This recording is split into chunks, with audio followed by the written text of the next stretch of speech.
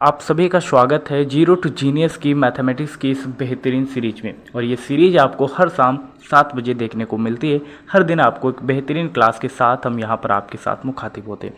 ये क्लास आपके fundamental basic को मजबूत कर रही होती है, आपके बेसिक नॉलेज को भी इम्प्रूव कर रही होती है। और आने वाले समय में कुछ कहीं ना कहीं आपके जैसे जो छोटे एग्जाम्स होते हैं, जैसे आर्मी हो गया, एसएससी हो गया, उनमें रीजनिंग और मैथमेटिक्स के कुछ इस तरीके के क्वेश्चंस बनते हैं जो आपकी नॉलेज को अभी से इम्प्रूव कर रहे होंगे। अगर आप 6, 7, 8, 9, 10 किसी भी क्लास में हैं या ग्रेजुएशन कर रहे हैं तो कहीं ना कहीं ये क्वेश्चंस आपको आने चाहिए। कोई भी क्वेश्चन आपसे पूछ सकता है। और ये छोटे मोटे जो एग्ज़ाम्स होते हैं तो यहाँ पर तो ये पूछे ही जाते हैं। आप सिलेबस देख लीजिए, 100% आपको इसके बारे में जानकारी मिल जाएगी। तो ये क्वेश्चंस नहीं है, ये सिलेक्शन वाले क्वेश्चंस है जो आपको आने चाहिए, है ना।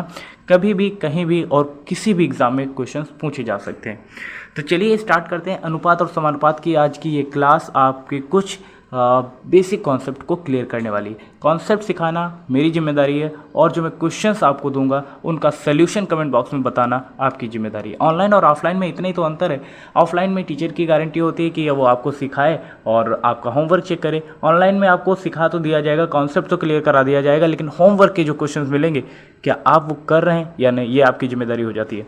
और इसीलिए कहीं ना कहीं बेरोजगारी जो है, कहीं लोग जो बिना सर्विस के घूम रहे हैं, उनका यही कारण है क्योंकि उनको नॉलेज तो है, लेकिन नॉलेज सबको है, लेकिन आप कितने कम समय में चीज़ों को एक्सप्लेन करके आगे बढ़ जाते हैं, ये इंपॉर्टेंट हो जाता है। और कम सेकंड में सॉल्व वही कर पाएगा जिसने होमवर्क के क्वेश्चन सही किए और कॉन्सेप्ट को समझा। कॉन्सेप्ट समझ के आपको मान लीजिए क्वेश्चन अटेम्प्ट नहीं किए तो वो बेकार हो जाता है। आपको वो नॉलेज 1 से 2 महीने रहेगी, 3 महीने रहेगी, साल भर रहेगी, लेकिन उसके बाद प्रैक्टिस ना होने के कारण आपको सिर्फ नॉलेज तक सीमित रह जाएंगे, कम समय में क्वेश्चंस को नहीं सॉल्व कर पाएंगे, यही कारण है। तो चलिए अब समय आ चुका है अपने क्वेश्चंस को सॉल्व करने का।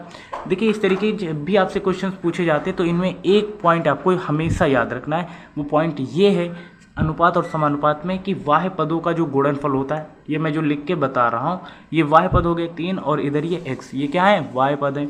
और 9 और 21 क्या है आपके मध्य पद है ना। वाह्य पदों का गुणनफल किसके बराबर होता है, मध्य पदों के गुणनफल के बराबर। ये फार्मूला है, ठीक है, आप नोट कर लीजिए। वाह्य पदों का गुणनफल बराबर क्या होता है, मध्य पदों का गुणनफल, है ना। ये मैं लिख दे रहा हूँ, वाह्य पदों का गुणनफल, ठीक है, आप ऐसे समझ जाइए, बराबर होगा मध्य पदों के गुणनफल के बराबर। ठीक है, इतनी बात क्लियर है। ये मैंने एक फार्मूला के तौर पर आपको बताया है, ज़्यादा यहाँ पर लिखना पॉसिबल है नहीं, बस आपको समझाया जा सकता है। तो यहाँ पर 3 मल्टीप्लाई में ये x हो जाएगा, इज इक्वल आप कैसे लिखेंगे 9 × 21, ऐसे तो लिखेंगे। अब आप इसको मल्टीप्लाई में है, सॉल्व करेंगे, पक्षांतर करना तो आपको आ ही रहा होगा। तो ये x बराबर हो जाएगा 9 × 21 डिवाइड बाय 3, ऐसे तो होगा। अब 3 से आप चाहे 9 को काट लीजिए, चाहे आप 21 को सरल कर लीजिए। तो 3 3 जा कितना होगा 9 होता है। अब 3 और 21 की मल्टीप्लाई करेंगे तो कितना आएगा 63, और यही आपका आंसर आ रहा होगा।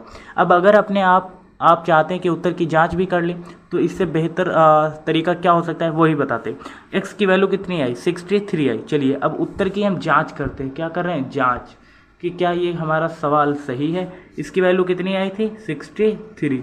अभी मैंने आपको बताया था वाह्य पदों का गुणनफल यानी कि 3 और 63 का मल्टीप्लाई, ये किसके बराबर होगा, मध्य पदों के गुणनफल के। तो 9 × 21 देखते हैं क्या दोनों का गुणनफल इक्वल आएगा। 3 3 जा 9 होगा, 3 6 जा 18 होगा। ओके, अब 9 1 जा 9 और 9 2 जा 18, यानी कि दोनों का मान तो इक्वल आ रहा है। वाह्य पदों का गुणनफल ये रहा और मध्य पदों का गुणनफल ये रहा, यानी कि हमारा आंसर जो आया है वो बिल्कुल सही है। कि आप सभी को ये बात समझ में आई।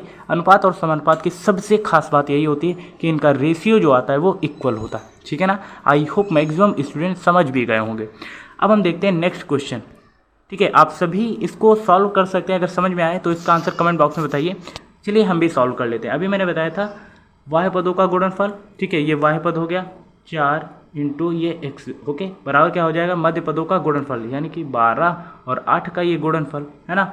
अब यहाँ पर ये मल्टीप्लाई में तो इधर ही है, पक्षांतर करने पर भाग में आ जाएगा। जी हाँ दोस्तों, 4 3 जा 12 होता है ना, और 3 8 जा 24 x की वैल्यू आई।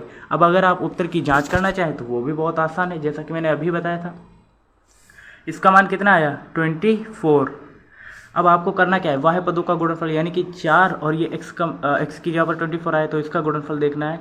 4 और 24 की मल्टीप्लाई करेंगे कितना आएगा 96, और मध्य पदों का यानी कि 12 और 8 की मल्टीप्लाई करेंगे तो कितना आएगा, वो भी 96 आएगा। यानी कि हमारा आंसर क्या आया, ये 24 बिल्कुल सही आया। इस तरीके से आप उत्तर की जांच भी कर सकते हैं। और ये क्वेश्चन चलिए कर लेते हैं, ये भी क्वेश्चन। वह पदों का गुणनफल यानी कि 14 और x की मल्टीप्लाई करेंगे बराबर में मध्य पदों का यानी कि 35 और 16 की मल्टीप्लाई, वो भी कर लेते हैं। अब यहाँ पर ये मल्टीप्लाई में तो इधर ही है, पक्षांतर करने पर भाग में आ जाएगा, ये तो आपको पहले से पता है। अब इसको सरल करिएगा क्योंकि ये सरल करना आपको आना चाहिए, ठीक है। अब यहाँ पर ये 14, यहाँ पे 16, 35 है, 14 से तो कोई नहीं कटेगा। अब ऐसी संख्या देखना है जिससे अंश भी कट जाए और हर भी कट जाए, तो वो है 7। 7 5 जा होता है 35, 7 2 जा होता है 14, तो ये 2 आ गया। 2 से 2 8 जा 16, अब 5 8 जा 40 होगा, है ना। x की वैल्यू कितनी आई, 40 आई, है ना। तो अब करना क्या है, अगर आप आंसर की जांच करना चाहते हैं तो यहाँ पर आप 40 रखिए। अब क्या होगा, वाह पदों का गुणनफल यानी कि 14 × 40, इसकी मल्टीप्लाई कितनी आएगी, 560। 14 4 जा कितना होता है 56 और ये 0 1। चलिए ठीक है। अब मध्य पदों का गुणनफल यानी कि 35 और 16 की मल्टीप्लाई कर लो।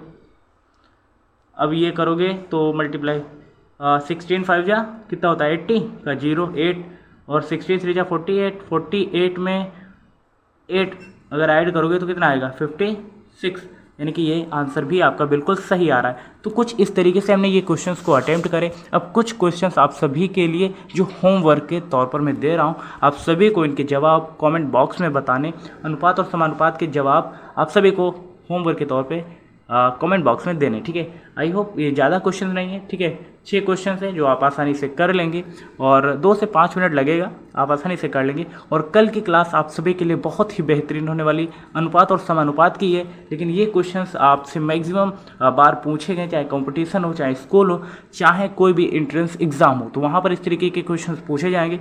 और ये क्वेश्चंस आप कल चुटकियों में सीख जाएंगे 5 मिनट की क्लास में। तो आई होप ये क्लास आपको बेहतरीन लगी होगी, अच्छी लगी होगी। मिलते हैं नेक्स्ट इन्फॉर्मेटिव वीडियो के साथ, तब तक के लिए जय हिंद, नमस्कार।